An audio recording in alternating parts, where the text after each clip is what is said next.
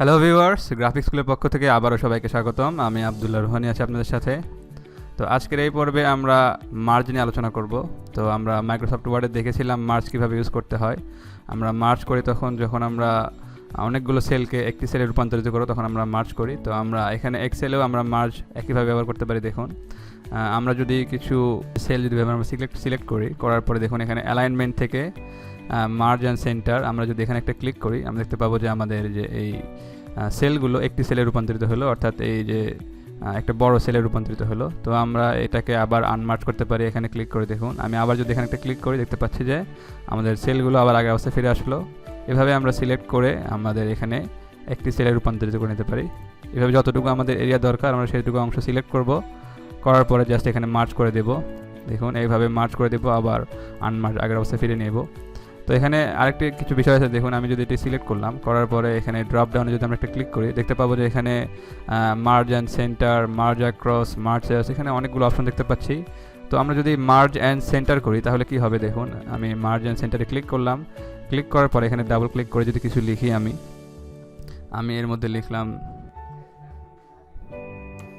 আমরা দেখুন এখানে লিখলাম গ্রাফিক। তো এই যে টেক্সটটি দেখুন, আমাদের একে তো আমাদের এই সেলগুলো মার্জ করছি, আমরা একটি সেলে রূপান্তরিত করছি। তারপরে আমাদের যে টেক্সটটি দেখতে পাচ্ছি যে এই যে সেলের একদম মাঝখানে বা মাঝ বরাবর চলে আসছে। তো মার্জ অ্যান্ড সেন্টারের মাধ্যমে আমরা আমাদের সেলগুলোকে মার্জ করে নেব এবং আমাদের যে টেক্সটটি হবে যেই টেক্সটগুলো আমরা লিখব সেই টেক্সটগুলো সেন্টার অ্যালাইন হিসাবে থাকবে। এরপরে দেখুন আমরা এখানে আরও কিছু অপশন আছে, মার্জ অ্যাক্রস।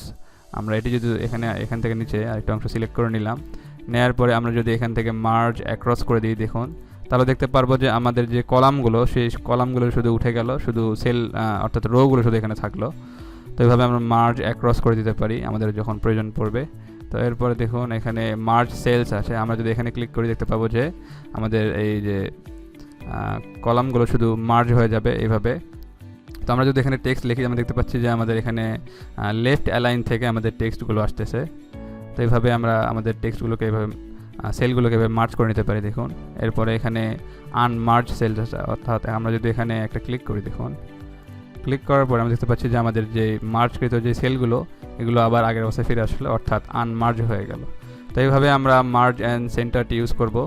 আমরা যদি প্রয়োজন না হয় আমরা আবার সিলেক্ট করার পরে জাস্ট এখানে ক্লিক করে আনমার্জ সেলস করে দিলে আমাদের টেক্সটগুলো আবার আগের অবস্থায় ফিরে আসবে।